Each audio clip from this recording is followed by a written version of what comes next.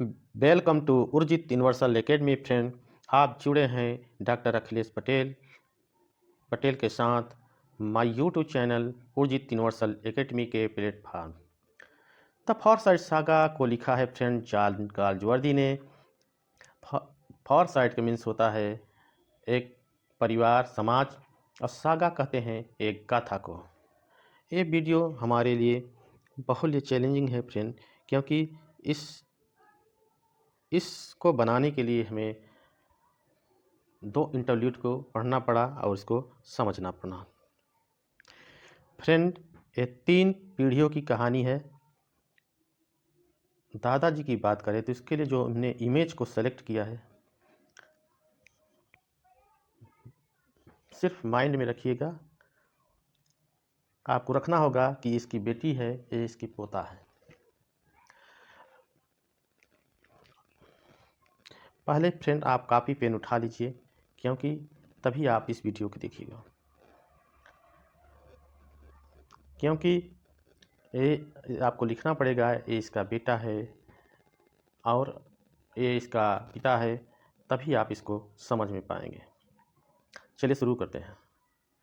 Forsyte saga 3 novel 2 interlude से मिलकर बना है। जॉन गाल्जवर्दी ने 3 नावल और 2 इंटरल्यूड को लिखा और फिर 1922 में इन तीनों नावल को और 2 इंटरल्यूड को मिलाकर एक फॉरसाइट सागा के नाम से पब्लिश हुआ। इसी सागा के लिए जॉन गाल्जवर्दी को 1932 में नोबेल प्राइज मिला। पहली बात तो 2 इंटरल्यूड क्या है।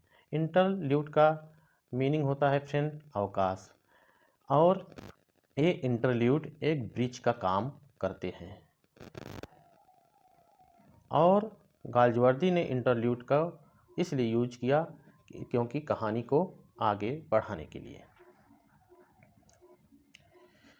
जिस कहानी ने इन दोनों नावल का ब्रिज का काम किया है, आप समझ गए होंगे, ये इंटरल्यूड है। जॉन गाल्जवर्दी महान क्यों है? क्योंकि जॉन गाल्जवर्दी ने की सागा 3 ट्रायलॉजी लिखी है। एक trilogy and 3 trilogy and 2 interlude के साथ मिलकर लिखा है, और ये सब मिला के एक क्रॉनिकल का, सागा क्रॉनिकल का निर्माण होता है। यानी कि टोटल 9 और 4 इंटरल्यूड मिला के एक फॉरसाइट सागा का निर्माण होता है। और हम जो बातों को समझाना चाहते हैं फ्रेंड, चलिए आते हैं स्क्रीन पे, और किस तरह से जॉन गाल्जवर्दी ने 9 नावल 4 इंटरल्यूड को एक के बाद एक पब्लिश करा के फॉरसाइट क्रॉनिकल लिखा। फॉरसाइट क्रॉनिकल जो है फ्रेंड, एक ट्रायलॉजी की ट्रायलॉजी है। पहली ट्रायलॉजी है फॉरसाइट सागा। इसकी पहली नॉवेल थी मैन ऑफ प्रॉपर्टी, फिर इंटरल्यूड छापी गई 1918 में समरसाइट, फिर दूसरी छापी गई इन चांसरी 1920 में, फिर अवेकनिंग इंटरल्यूड छापी गई 1920 में, फिर तीसरी और आखिरी छापी गई टू लेट 1921 में। 1930 में ऑन फॉरसाइट चेंज के रूप में छापा गया। इसके बाद एक नई कॉमेडी छपी, मॉडर्न कॉमेडी। इसमें 3 नॉवेल थी। पहली नॉवेल थी द व्हाइट मंकी, फिर 1927 में एक इंटरल्यूड छापा गया द साइलेंट विंग, फिर द सिल्वर स्पून 1926, फिर एक इंटरल्यूड छापी गई द पासर्स बाई 1927, और एक आखिरी ट्रायलॉजी छापी गई, स्वान सॉन्ग छापी गई 1921 में। ये 2 इंटरल्यूड और दोनों मिला के बनी एक मॉडर्न ट्रायलॉजी। फिर एक अंत में छापा गया एंड ऑफ द चैप्टर में made in waiting and flowering wilderness 1922, over for the river 1930। ये सभी मिला के फ्रेंड बनते हैं द फॉरसाइट क्रॉनिकल। चलिए फ्रेंड्स, अब आते हैं इसके नरेशन की ओर। पहली नावल है the man of property. Forsyte एक खानदान है जो कि पहली पीढ़ी स्टार्ट करते हैं, जो दादा के रूप में दिखते हैं। ये पहले कौन है? ओल्ड जॉलियन। दूसरे हैं जेम्स फॉरसाइट। तीसरे हैं टिमोथी, रोजर, निकोलस और एक भाई और हैं जिनका नाम है सिम। इन 6 भाइयों में 2 भाई इम्पोर्टेंट हैं, old Jolyon and James Forsyte. इन्हीं दोनों भाइयों की कहानी इसमें सुनाई जाएगी। ओल्ड जालियन के बेटे हैं यंग जालियन और जेम्स फॉरसाइट के बेटे हैं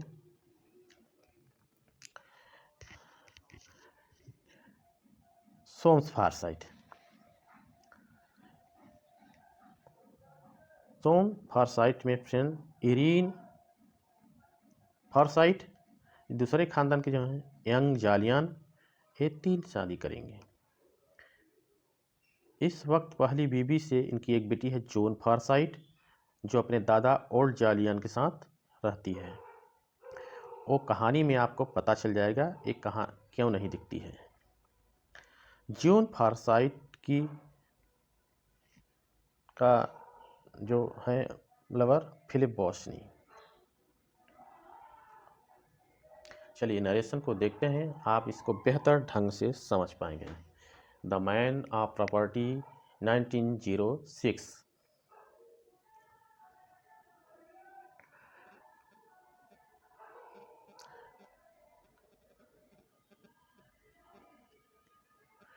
हमें पता चलता है कि फॉरसाइट की मुखिया आंट एन है, जो फॉरसाइट के 6 भाई है। ब्रदर पहले भाई हैं ओल्ड जॉलियन, ये सबसे बड़े भाई हैं और चाय के अमीर कारोबारी हैं।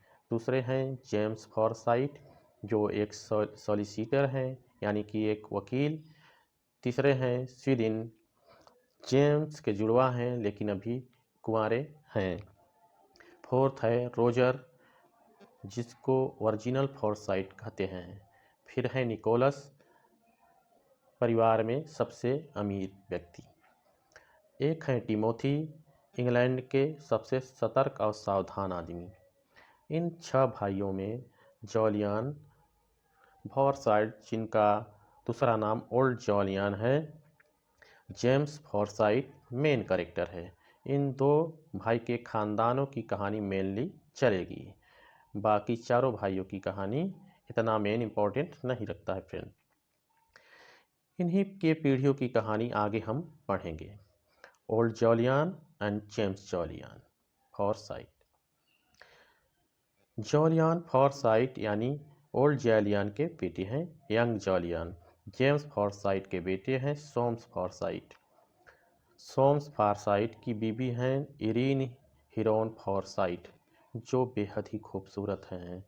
शादी के बाद इरीन को पता चलता है कि उसका पति सोम्स फॉरसाइट सेक्सुअली रेपलेंट है, यानी घिनौना और घृणास्पद।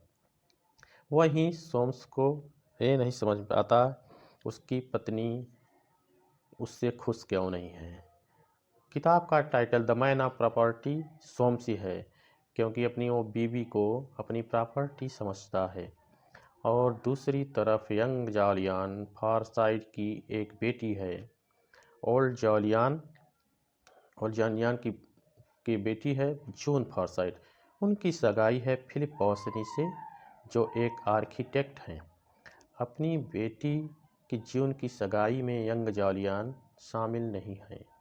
दरअसल यंग जॉलियन अपनी बीवी को छोड़कर एक टीचर के साथ चला जाता है और उससे शादी कर लेता है। ओल्ड जॉलियन को बच्चों से बहुत प्यार है और अपने पोती जून की प्यार की वजह से ओल्ड जॉलियन अपने बेटे की जगह अपनी बहू का साथ देते हैं। जून को उसके दादा ने पाला है। इस सगाई में सभी फॉरसाइट शामिल हैं, जिसमें जेम्स फॉरसाइट का परिवार भी शामिल है। सोम्स फॉरसाइट रॉबिन हिल नाम का एक मकान बनवा रहा है। इस मकान को बनवाने की जिम्मेदारी दी जाती है बॉसनी को, यानी जून के मंगेतर को। घर बनाने के दौरान सोम्स के अंकल स्वीटीन इरीन को घर दिखाने ले जाते हैं, जहां बॉसनी की मुलाकात इरीन से हो जाती है और दोनों प्यार करने लग जाते हैं। जी हाँ, इरीन को अपनी भतीजी के मंगेतर से प्यार हो जाता है। जैसे जैसे बॉसनी इरीन की नज़दीकियाँ बढ़ती हैं, वैसे वैसे इरीन जून का रिश्ता खराब होता जाता है। बॉसनी और इरीन छुप छुप कर मिलते हैं और शक बढ़ने पर जून परेशान रहने लगती है। ओल्ड जॉलियन अपनी पोती जून को लेकर छुट्टी पे जाती हैं और यंग जॉलियन से कहते हैं पता करे कि बॉसनी जून से प्यार करती है कि नहीं। यंग जॉलियन अपने पिता को बताता है मामला पेचीदा है और कुछ कहा नहीं जा सकता। घर बनाने में खर्चे को लेकर सोम्स फॉरसाइट और फिलिप बॉसनी में तनाव बढ़ता है। मामला कोर्ट में जाता है, जहां सोम्स फॉरसाइट केस में जीत जाता है। बॉसनी को इकोनॉमिकल प्रॉब्लम आता है। जून अपने दादा ओल्ड जॉलियन को मदद करने को कहता है। दूसरी तरफ सोम्स अपनी बीवी इरीन को प्रॉपर्टी समझता था। एक रात अपनी बीवी को ही रेप करता है। परेशान दुखी इरीन ये बात बॉसनी को बताती है। ये सुनकर बॉसनी बहुत ज़्यादा दुखी हो जाता है और अपने ख्यालों में गुम सड़क पर चल रहा होता है। एक दिन एक बस बॉसनी को कुचल देती है और मौके पे ही उसकी मृत्यु हो जाती है। इरीन बॉसनी की मृत्यु का जिम्मेदार खुद मानती है और सोम्स फॉरसाइट का घर छोड़ देती है। लेकिन बॉसनी की मृत्यु के बाद वह अपने पति के पास वापस चली जाती है, क्योंकि उसके पास अब जाने की कोई जगह नहीं है। लेकिन लोगों को लगता है कि बॉसनी ने आम हत्या की है। तो फ्रेंड, इसके बाद मैन ऑफ प्रॉपर्टी के बाद इंटरल्यूड छापा गया the summer site, Indian summer site of Forsyte 1918 में से छापा गया। चलिए इसको हम देखते हैं फ्रेंड। इस इंटरल्यूड में जून फॉरसाइट अपने दादा ओल्ड जॉलियन को कहती है कि रॉबिन हिल को खरीदे, क्योंकि उसके प्यार बॉसनी ने इसको बनाया था।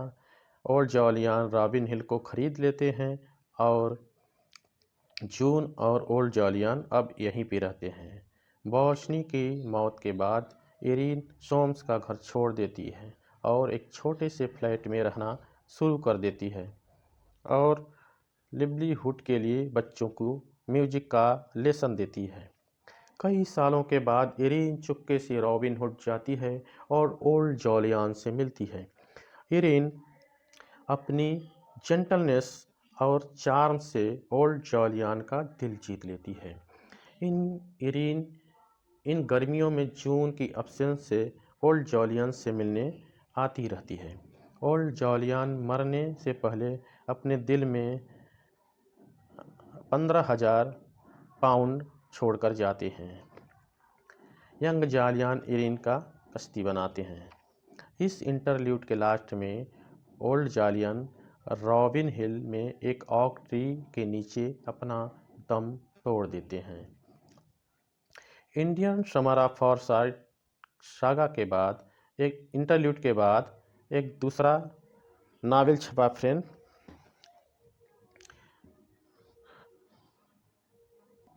यंग जॉलियन ने फ्रेंड 2 शादी की और उससे उनके 2 जो बच्चे हुए, एक लड़की है जॉली फॉरसाइट। इंडियन इस कहानी के बाद फ्रेंड जो दूसरा नावल छपा था चांसरी इसके बारे में हम डिस्कशन करते हैं। यहाँ पे दो नए कैरेक्टर आते हैं। जानते हैं, दो परिवारों की कहानी है। एक तरफ है ओल्ड जॉलियन है, दूसरी तरफ जेम्स फॉरसाइट है। दोनों भाई हैं। ओल्ड जॉलियन के बेटे हैं यंग जॉलियन। अब तक की कहानी में इनकी पहली बीवी से बेटी थी जून, जिसका अफेयर चल रहा था फिलिप बॉसनी से, और फिलिप बॉसनी का अफेयर चला था एरिन फॉरसाइट से। जब यंग जॉलियन इनके पिता ने जो दूसरी शादी की, यंग जॉलियन ने दूसरी शादी की थी। इनका लड़का है जो जॉली फॉरसाइट और लड़की है हॉलिसाल फॉरसाइट। ये दो कैरेक्टर जो नए आए हैं। अब जो दूसरा परिवार है, जेम्स के बेटे सोम्स का परिवार। जेम्स की एक बेटी और थी, यानी कि सोम्स की बहन विनफ्रेड डार्टी। इनके हस्बैंड जो हैं, इनका नाम है मोंटी डार्टी। और विटिफर डार्टी और मोंटी डार्टी का एक लड़का है जो सोम का भतीजा, जो बाल डार्टी। ये दूसरे परिवार की बुआ है, लेकिन बुआ तो यंग जॉलियन की भी होगी, क्योंकि खानदान तो एक ही है। देखिए फ्रेंड्स, यही यहाँ समझने वाली बात है, इसमें ही उलझा के क्वेश्चन देता है। चलिए अब देखती हैं इन चांसरी 1920। चांसरी का मतलब होता है फ्रेंड्स बड़ा न्यायालय। ये पार्ट सोम्स और उनकी बहन विनफ्रेड डार्टी के इर्द गिर्द घूमता रहता है। इरीन के जाने के बाद सोम्स ने अपने आप को पैसा कमाने में लगा दिया। उसने खूब पैसा कमाया, लेकिन उसके मन में जो एक टीस थी कि उसके एक लड़के का बाप बनने का मौका मिलेगा जो एक वारिस हो। सोम्स एनेट लिमोटी से इश्क शुरू कर देता है। सोम्स की बहन विनिफर डार्टी अपने पति मोंटी डार्टी के यहाँ से घर वापस आ गई, क्योंकि उसका पति मोंटी डार्टी जो बहुत फिजूल खर्च है, उसने विनफ्रेड का मोती का हार चुरा लिया था और एक स्पेनिश डांसर के साथ साउथ अमेरिका भाग गया था। सोम्स अपने खुद बीवी को तलाक नहीं दे रहा है, अपनी बहन विनफ्रेड डार्टी के पति मोंटी को तलाक लेने से कहता है। जैसे जैसे एंटी लिमोट और सोम्स का प्यार परवान चढ़ता है, सोम्स को बाप बनने का परवान चढ़ने लगता है। सोम्स डाइवर्स के लिए इरीन के पास जाता है, जहां वह इरीन को एक शांत आइडियल लाइफ बिताते देखता है।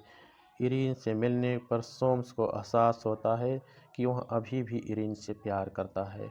वो इरीन से दोबारा उसकी ज़िंदगी में अपनी ज़िंदगी माने को कहता है, लेकिन इरीन मना कर देती है।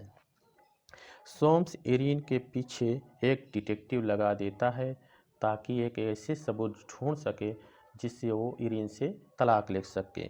ओल्ड जॉलियन इरीन को लेगेसी छोड़ के गए थे और अपने बेटे यंग जॉलियन को ट्रस्टी बना के गए थे। यंग जॉलियन अब विडोवर हैं। उन्होंने अपनी दूसरी पत्नी को भी तलाक दे दिया है। सोम्स जब इरीन को परेशान करता है तो इरीन यंग जॉलियन से मदद मांगती है और यंग जॉलियन इरीन को पेरिस भेज देता है। कुछ दिनों बाद यंग जॉलियन भी वहां पहुंच जाता है। जो हम जानते हैं कि यंग जॉलियन की बेटी है जून। जून जो है उनकी पहली बीवी के बेटी हैं। जून के दो बेटी हैं, जॉलियन फॉरसाइट, हॉली फॉरसाइट। ये दोनों यंग जॉलियन के बेटी हैं। हॉली फॉरसाइट अपनी बुआ विनफ्रेड डार्टी से बेल डार्टी से प्यार करते हैं, लेकिन जॉली वाल को पसंद नहीं करते हैं। जॉली ने डिसाइड किया देश के लिए बोअर वार में लड़ाई लड़ेगा, जो अफ्रीका में लड़ा जाता है। जॉली बाल को बोअर वाल में लड़ाई लड़ने को चैलेंज करता है और दोनों जाने की तैयारी करते हैं। जून रेड क्रॉस नर्स बनने की डिसाइड करती है। हॉली भी अपनी बहन जून के साथ जाती है। और दूसरी तरफ मोंटी डार्टी अनएक्सपेक्टेडली वापस आ जाता है। मामला ज़्यादा ना बिगड़े इसलिए विनीफर्ड वापस अपनी ज़िंदगी में लौटने की इजाज़त दे देती है। सोम्स की आखिरी कोशिश करने इरीन को मनाने पेरिस जाता है। डरी हुई इरीन जॉलियान के पास भाग जाता है। सोम्स उस पर अफेयर का आरोप लगाता है। इरीन और जॉलियान विदेश जाने का फैसला करते हैं। विदेश जाने से पहले यंग जॉलियान को खबर मिलती है कि उनकी बेटे जॉली की अफ्रीका में बुखार होने से मौत हो गई। होली और वाल शादी कर लेते हैं, बावजूद कि परिवार के इन दोनों में मनमुटाव होने के बावजूद भी। सोम्स इरीन को तलाक देकर एनेट से शादी कर लेता है और यूरोप घूमते वक्त यंग जॉलियन और इरीन को एहसास होता है कि एक दूसरे से प्यार करने लगे हैं। इरीन और यंग जॉलियन शादी कर लेते हैं। इरीन उस शख्स से शादी कर लेती है जिनके मंगेतर बॉसनी से कभी अफेयर था। इरीन और यंग जॉलियन रॉबिन हिल जाके रहने लगते हैं। इरीन और जॉलियन एक बेटा होता है, जॉन फॉरसाइट नाम पड़ता है। दूसरी तरफ एनेट प्रेग्नेंट है और डॉक्टर सोम के सामने चॉइस रखती हैं, या तो बाप बेटी बचेगी या माँ। सोम्स डॉक्टर से कहता है को बेटा को बचा लो, मगर होती है लड़की। एनेट को लड़की होती है जिसे फ्ल्योर नाम देते हैं। ये बात है कि फ्रेंड, अगर सोम्स को पहले पता होती कि लड़की होगी तो अपने माँ को बचाने को कहता। ऊपर से एनेट अब कभी माँ नहीं बन पाएगी। अब आती है फ्रेंड अवेकनिंग 1920। ये दूसरे इंटरल्यूड है जिसमें इरीन और यंग जॉलियन को अब बड़ा होते हुए और समझ पैदा करते हुए दिखाया जाता है। अब जॉन 8 साल का है और बेहद ही इमेजिनेटिव है, जो हर एक कहानी पे सवाल करता है। उससे खूबसूरती की समझ पैदा हो गई, ख़ास तौर पे उसकी आँखों में उसकी माँ की एक खूबसूरती बसती है और वह अपनी माँ को पूजता है। जॉन एक दिन ये शो करता है कि अपने पापा की तरह पेंटर नहीं बल्कि एक पोएट बनेगा। दूसरी तरफ सोम्स और एनेट की बेटी फ्ल्यूर भी बड़ी हो रही है।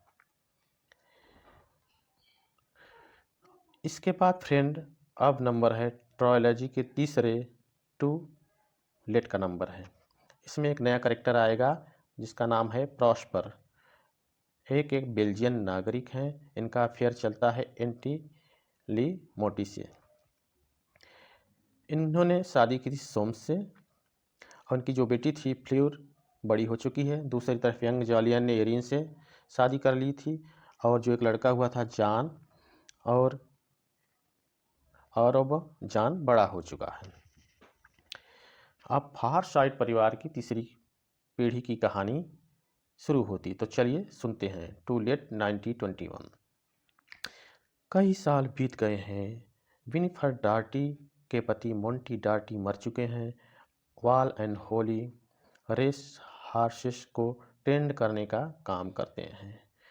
सोम्स को पेंटिंग इकट्ठे करने का काम करता है। एक दिन माइकल मोंट जवान लड़के को अपना पेंटिंग कलेक्शन दिखाने के लिए घर बुलाते हैं।